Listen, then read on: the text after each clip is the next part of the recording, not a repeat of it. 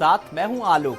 खबरों के सिलसिले को देंगे विस्तार। बात लखनऊ से बड़ी खबर से निकाय चुनाव से जुड़ी हुई, जहां पर आरक्षण को लेकर के याचिका पर सुनवाई।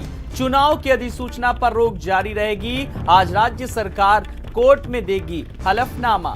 तो हाई कोर्ट ने अधिसूचना जारी करने पर फिलहाल रोक लगाई और ओबीसी आरक्षण मामले को लेकर के कोर्ट में सुनवाई। तो हाई कोर्ट में आज फिर इस मामले की सुनवाई होगी और हलफनामे के लिए सरकार ने कोर्ट से समय मांगा। तो हलफनामा दायर करने के लिए फिलहाल किस तरीके से अब समय मांगा है कोर्ट ने। तो हाई कोर्ट ने अधिसूचना जारी करने पर रोक लगाई।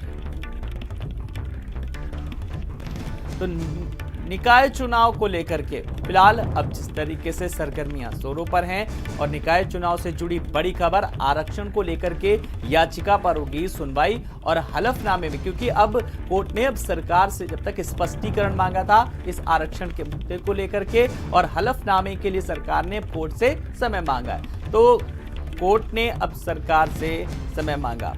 संजय हमारे संवाददाता जुड़ गए हमारे साथ। संजय, इस तरीके से अगर बात करें तो हलफनामे के लिए अब सरकार ने कोर्ट से समय मांगा, यानी कि अभी वक्त लग सकता है थोड़ा। संजय, बिल्कुल, निकाय चुनाव को लेकर के जिस तरीके से जो जनहित की याचिका दायर की गई थी, उस याचिका के तहत कल सुनवाई देर शाम तक चली और आज उसका फिर से सुनवाई होगी और उस पर फैसला होगा। लेकिन कोर्ट ने सरकार को अंतिम अधिसूचना जारी करने के लिए पूरी तरीके से रोक लगा दी गई है। और इतना ही नहीं, ओबीसी के आरक्षण और सीटों के रोटेशन को लेकर के पूरा विवरण जो है वो सरकार से मांगा है। हालांकि सरकार ने एक दिन का इसके लिए वक्त मांगा है, तो आज फिर से सुनवाई होगी। तो ऐसे में अब निकाय चुनाव की में कहीं ना कहीं आरक्षण को लेकर के जो जनहित की याचिका दायर की गई है, उस याचिका के तहत थोड़ा सा विलंब होते हुए दिख रहा है। और यही वजह है कि कल देर शाम प्रमुख सचिव अमृत अभिजात ने ये आदेश जारी किया कि निकाय चुनाव को देर में देखते हुए जिस तरीके से क्रमवार जो नगर निकाय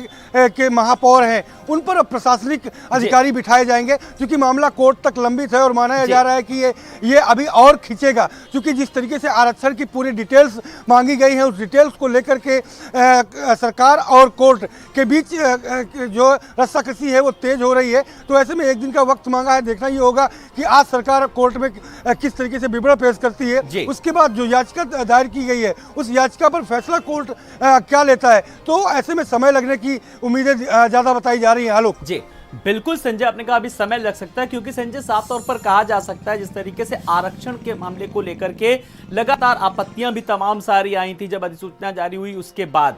लेकिन लगातार जिस तरीके से, जैसा कि आपने भी कहा, सरकार और कोर्ट के बीच, क्योंकि अब जवाब सरकार को देना है, तो सरकार के सामने भी कहीं ना कहीं बड़ी चुनौती है।